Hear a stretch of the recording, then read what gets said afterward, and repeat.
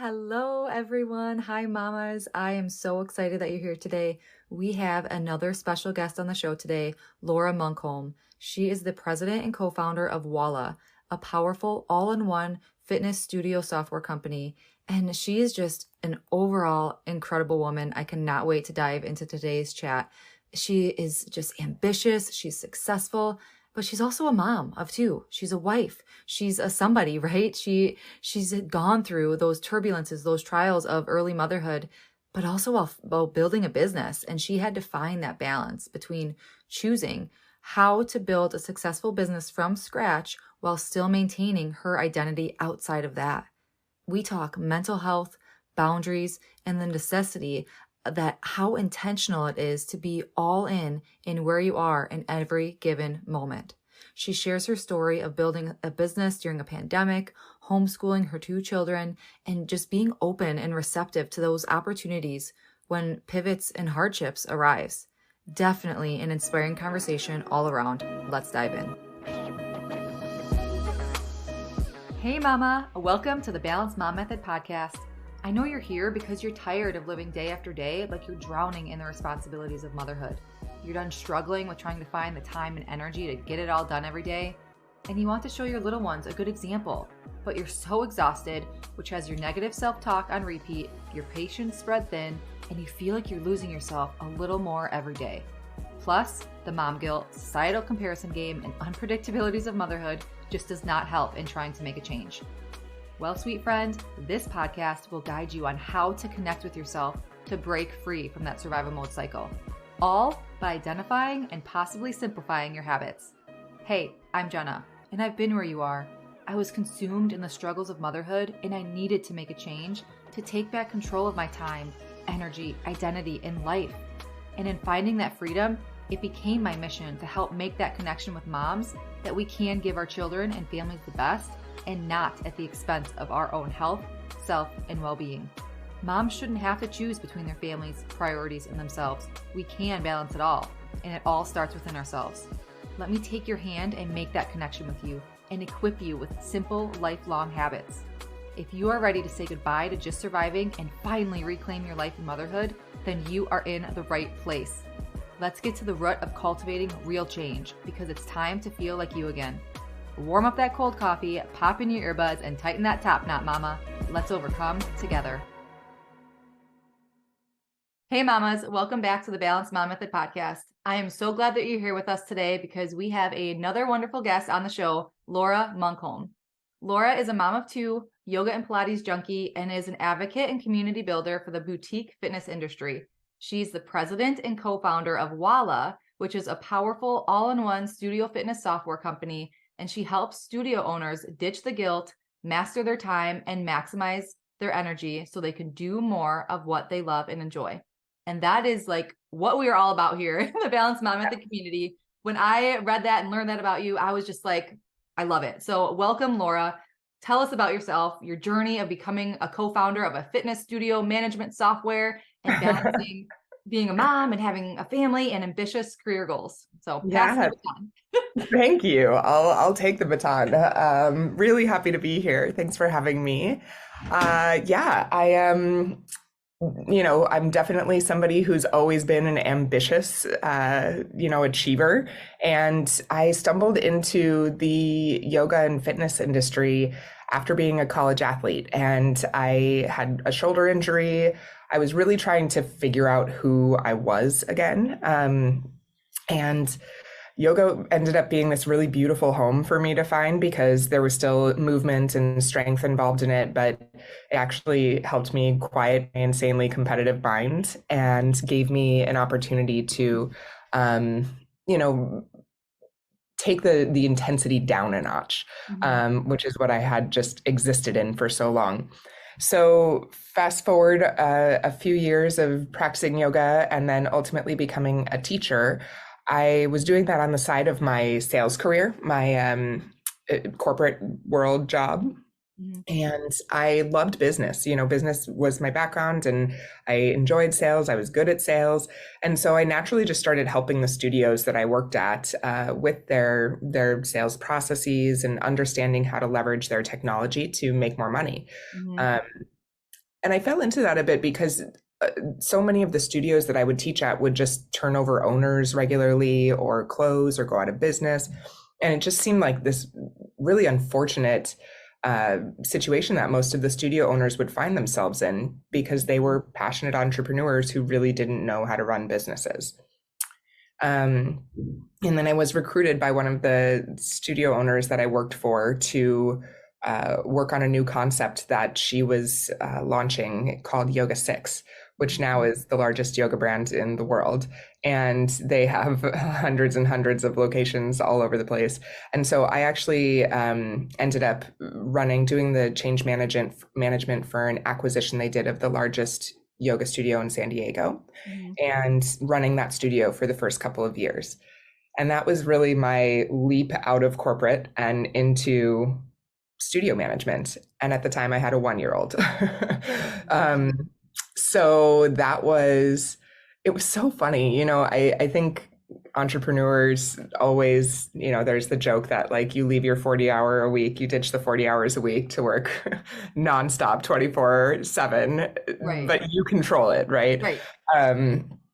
So I kind of saw this, oh my gosh, I get to leave my corporate job where I'm barely seeing my daughter.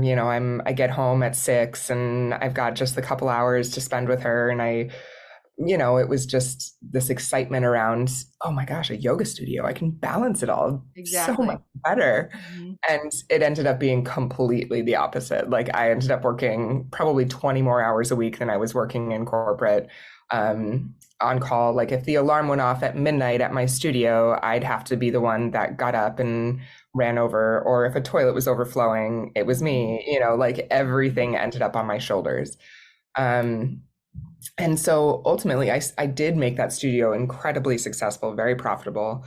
And studio owners from around town started reaching out to me. It kind of timed around when I had my second baby. I got pregnant like, I don't know, 6 months into running the studio. Okay. How old was your daughter? Oh, 1, you said 1. Okay. Yeah. So she was about 18 months when I got pregnant, I think. Okay. Sure. Or just under that. I don't know. They're a little over 2 years apart. Okay. And I think after my second was born, I realized like working 60 plus hours a week was just not sustainable for me. I found like I couldn't nurse for as long as I wanted to. Funny story on that though, I ended up having a woman in my studio, one of my clients, who was pregnant the exact same time I was. We were due like 2 weeks apart from each other.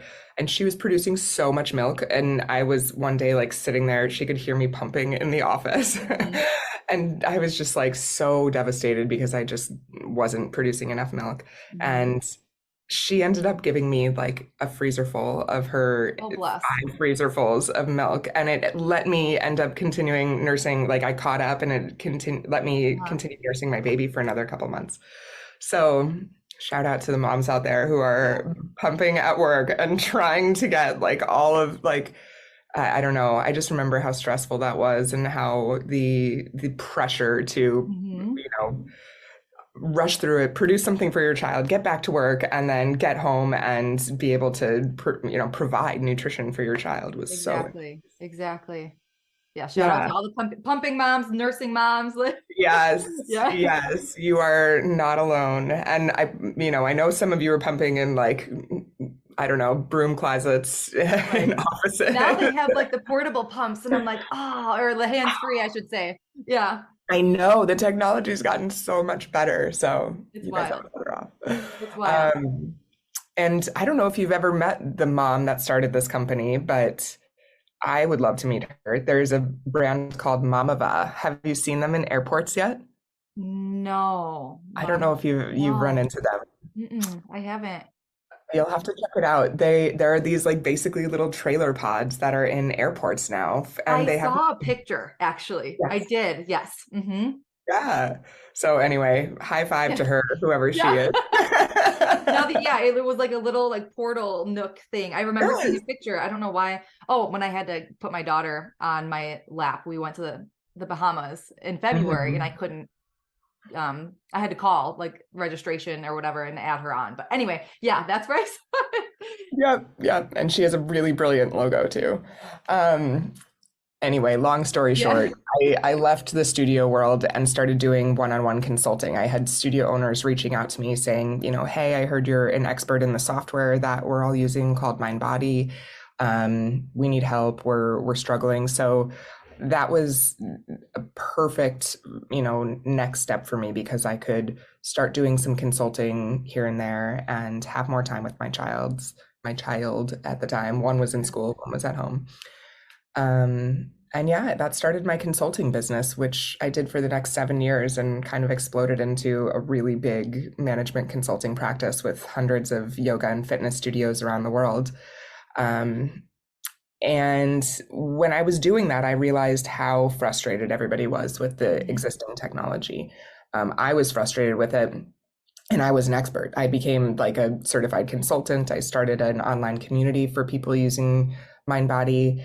And ultimately, we saw the industry changing so dramatically, shifting even prior to COVID. We saw a pretty big shift inching towards the virtual aspect, being able to do your fitness classes from home and in the studio. And obviously COVID kind of made us leap forward another Sure. few Right. years. And so my business partner, who I had worked with before, reached out to me and just said, "Hey, I think the time is now. Like we really should take advantage of this. There's so many frustrated studios." He's the tech guy. He's operated and run and sold businesses before. I'm the industry person who understood the use cases the studios had, the details that needed to go into building a product. And so we decided to build Walla, and we actually we'd started working on it in very late 2019, but we actually formed the business in March of 2020, like a week before the pandemic. Oh my gosh. So it was wild. I'm just like staring at you because I'm just thinking you have an 18-month-old or a 1-year-old and then an 18-month-old and a newborn. And I have so many thoughts running through my head. Like, how was your mental health? How were you? Like you mentioned, your loss of identity, you're trying to figure out yourself in college. Well, then when you become a mom, it's a whole, new All over arrangement. And again. I really relate to that college kind of aspect of what you shared too, because I went through a lot of struggles with my identity and eating disorders in college. And that was like the lowest of my low. But then when I became a mom, it was like, whoa, like all those triggers resurfaced that I was struggling with once before. So talk to me a little bit about that, just those inner conflicts that you had to find that balance between mom, wife, business owner, Exactly. and having these goals. But tell me about talk to me about you and like your mental health and how kind of you worked through stuff. Well, interestingly, I didn't mention this, but my eating disorder was a big part of finding yoga too, because I was, struggling with that through college as well. And, that was a part of finding an identity around health and being okay with what the healthy version of me looked like. And from a mental health perspective, I think I found a lot of that through my yoga practice. That was my place to just kind of let it all go, let my shoulders drop away from my ears. I found an outlet. And when I became a mom, that was, stripped. My experience of yoga felt like it was stripped away from me. My experience of movement in the way that I enjoyed it, exercising, going to classes, felt like it was stripped away from me because I had children that needed me, or a child that needed me all the time. And then when I wasn't with them, I was at work. And when I wasn't doing that, I was trying to maintain a relationship with my husband and friends and like be a normal person. Right. I will say I err on the, I don't know. I'm definitely not a hover parent. Like I very much need my independence. I very much want my children to be independent.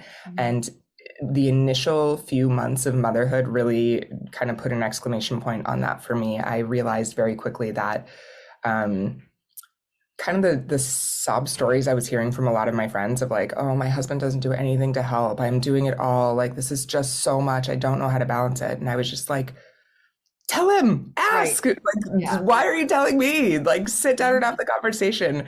And so when my daughter was 3 months old, actually, right before I went back to work,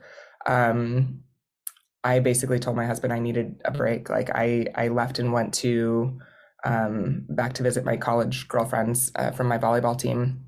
Mhm. And I took, I think, 3 or 4 days away and pumped the whole time. And I was like, you know what? We did this together. Like, yes, I know that she needs me for milk right now, but she Mhm. also needs you and you can do it.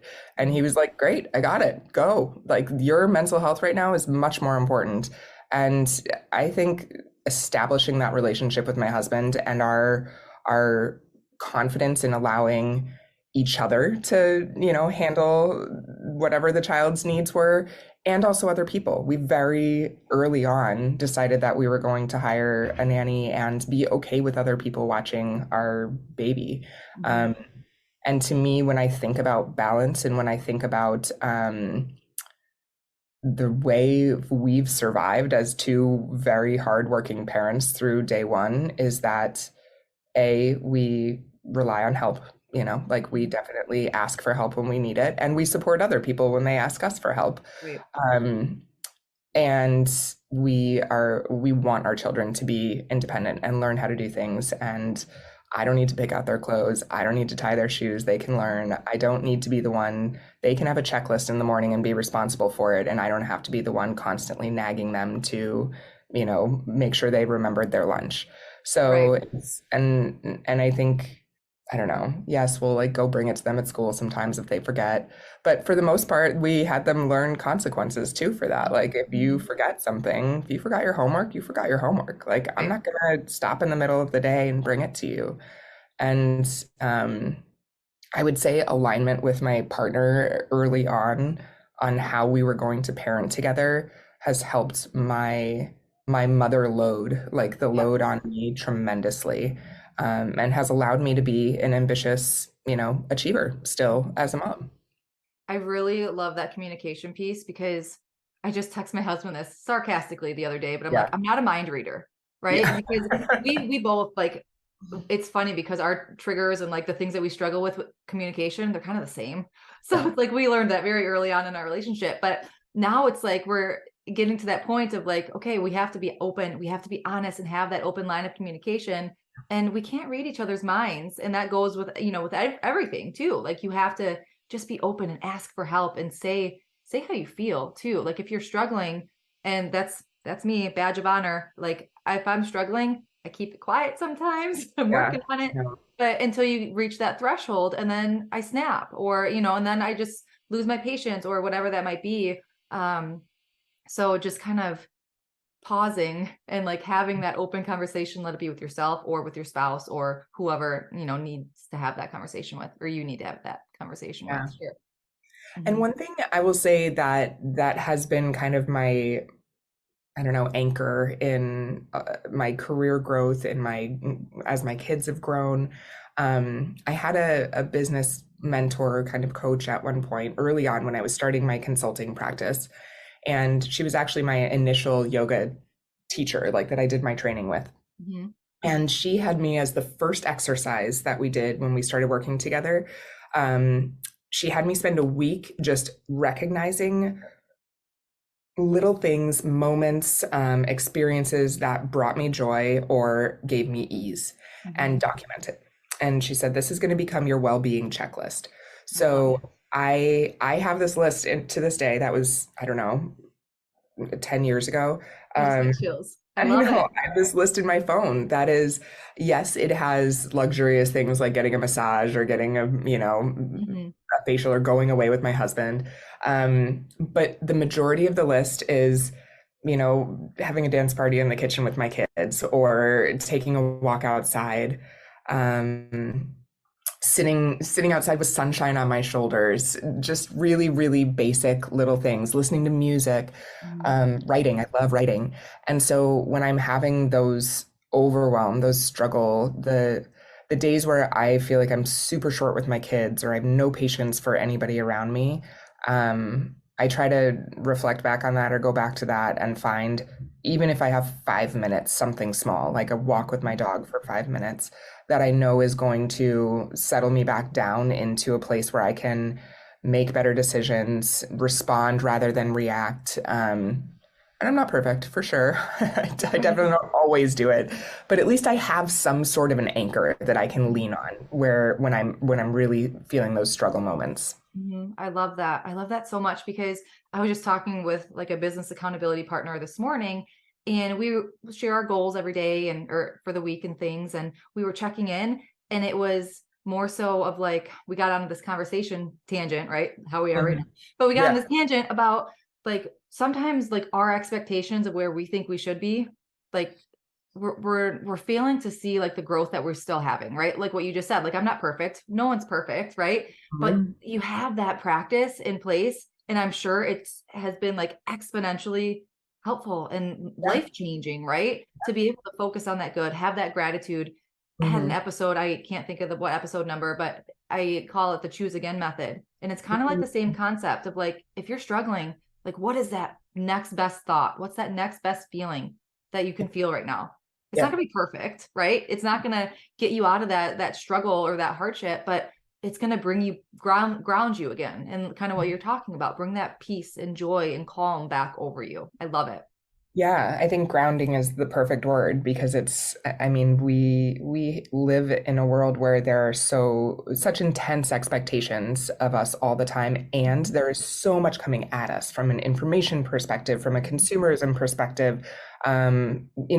Digesting that information and actually understanding how it impacts you, what you need to do, how it should change your decisions.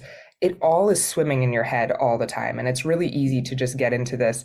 I don't know about you, but like sometimes when I'm just feeling that, like, oh my God, I'll pick up my phone and then start scrolling through Instagram. And I'm like, no, that's the worst thing I can do. And Mhm. I'll say it out loud to myself, like, don't do that right now. Right.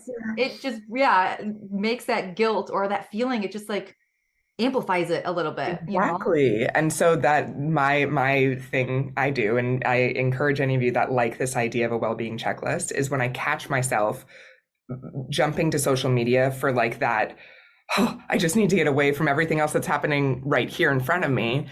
I then close social media, open my notes, and look at my well-being checklist and see if there's something that I could accomplish right there.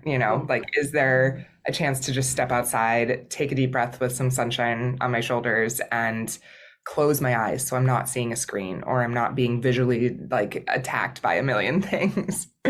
That an end recording right now. Like that was, I love that. Like that's such a good, and it's simple, right? It's in the simple daily things that we could either break a habit or implement a new habit, but we have to acknowledge it first, right? You have to get to that acknowledge piece. So thank you for sharing that. I love it. Talk to me a little bit too. I'm like still like putting this together, building such a successful business, being a mom of two little ones. How did you put boundaries into place? You kind of talked about it with your spouse, Mhm. and just having that communication, but how did you recognize in that sense of, work time? Did you work at home? Were your kids home with you? Like, how did you put those boundaries into place?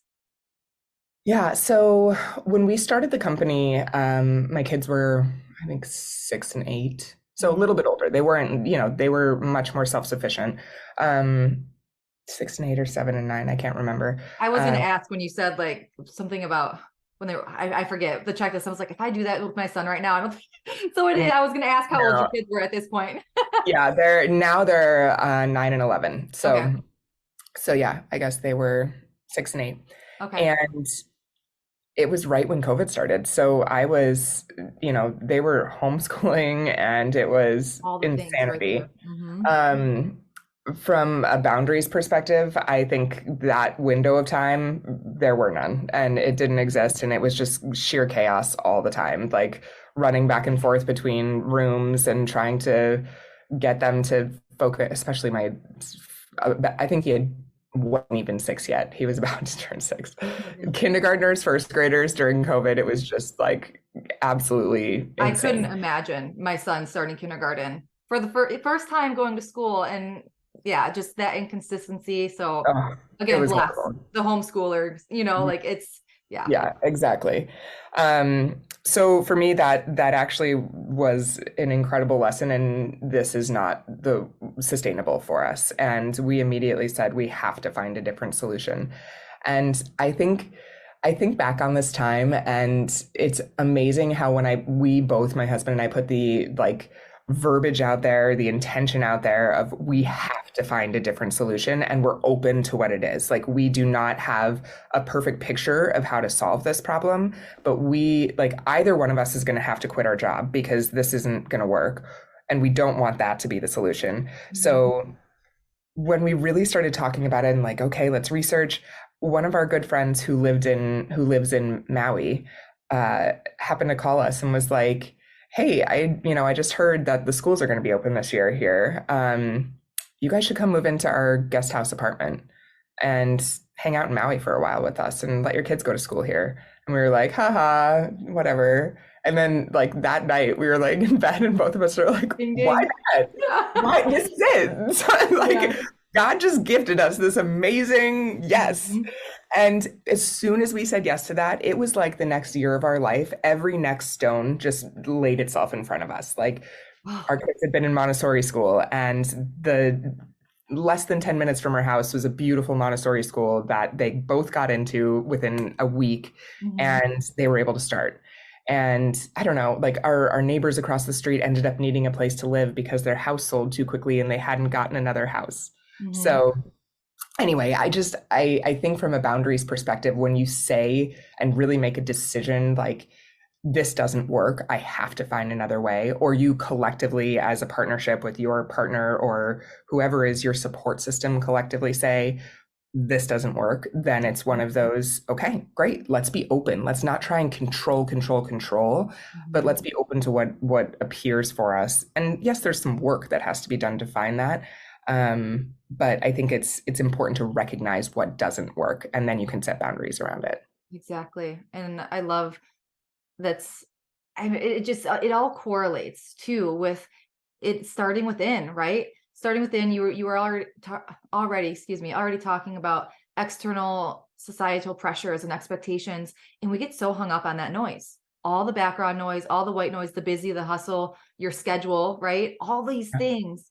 When if you take that time to slow down, let it be intentional, recognizing like what you're saying, if come to this, fork in the road, whatever that might be, we have to take it that step back and slow down a little bit, Hmm. recognize, acknowledge, and listen, right? Listen for that message, that Yeah. because you guys could have been so, strung out or, whatever with just like the chaos of what's going on with COVID that you could have just kept it brushed it off. And that was like the knock on the door, like, hello, I'm trying to get Exactly. There's so much noise. We often don't hear those knocks on the doors or those opportunities that are literally standing right in front of us. exactly. And that's, starting this business with a startup tech company I thought I knew what hard work was until I did this. It was Mhm. intense. So I often think there's no way I could have done this when my kids were a lot younger, unless I Mhm. was a very different person. I don't know. I Yeah. couldn't have done it.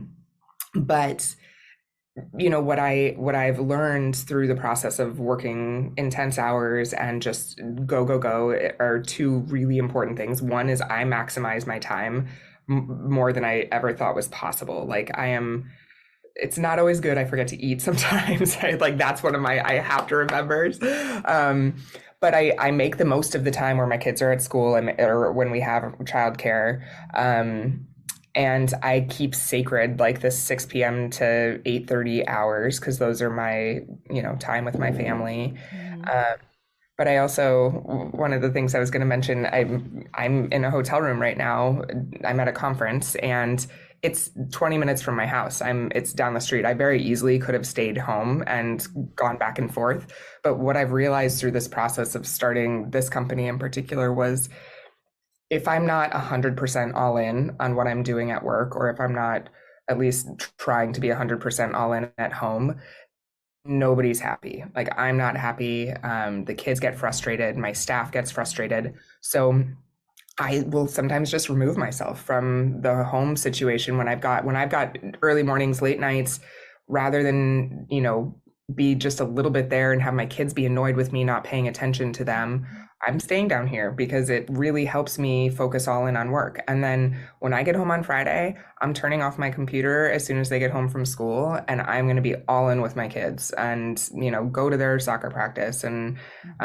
um, it's taken a lot of mistakes and trying to be like, one hand in each, Yeah. like at soccer on my laptop, trying to close a deal, just, frustration all around.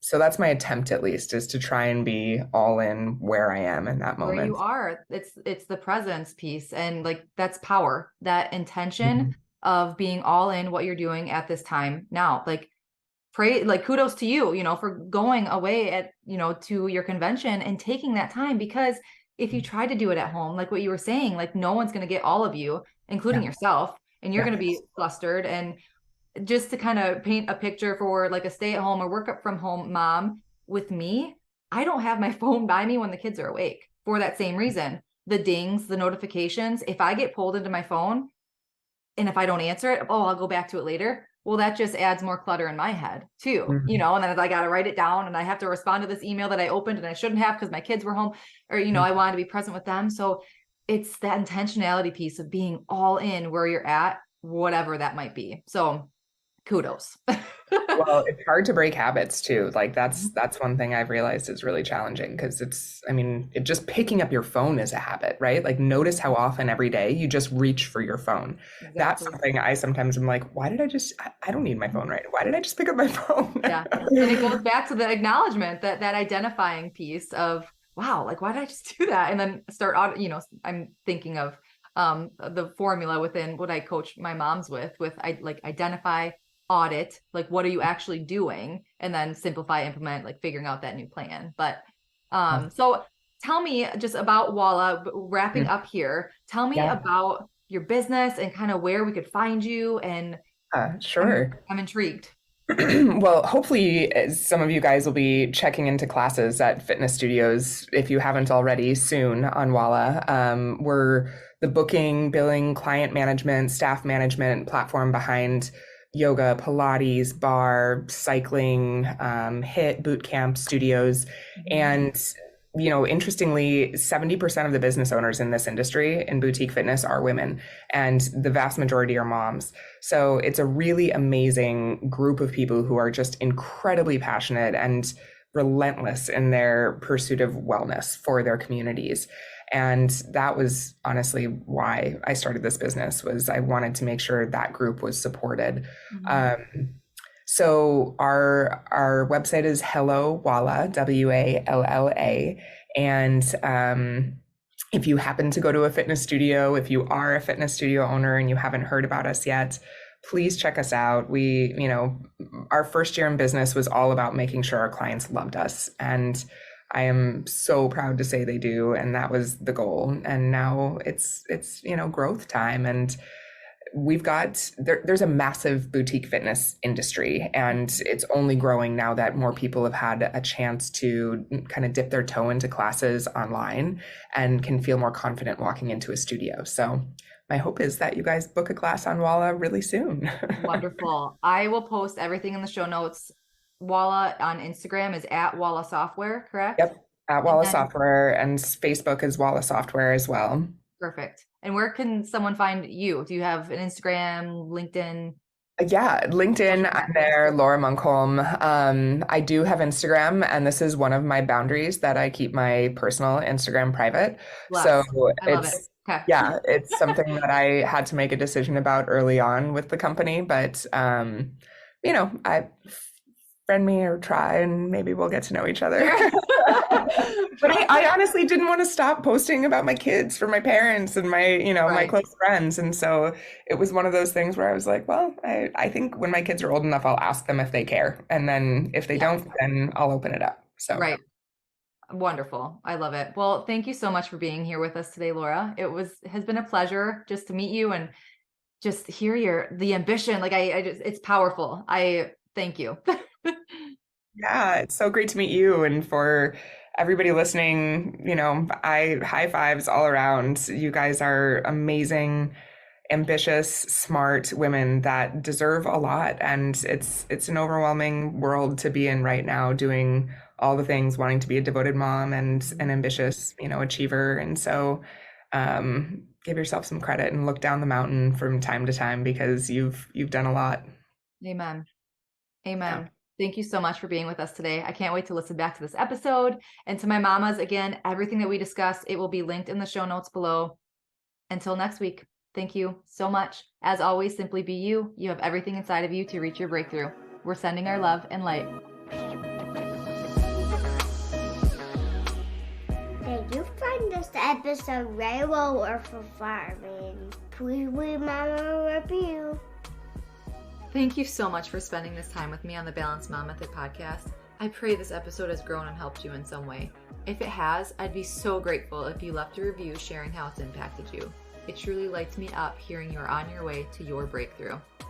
And then, please share this episode with another mom who may be struggling to remind her we are never alone. And remember, there isn't ever a one-size-fits-all to overcoming our personal hardships, but there are a lot of parallels with how we show up to our lives and common habits we can make our own to live an intentional life full of peace, presence, confidence, clarity, and balance. Be sure to check the show notes for additional ways to connect with me, our mom community, and resources and courses for you to overcome your survival mode cycle once and for all with doable habits. Thank you. I appreciate all you are and all you do. Sending my love and light.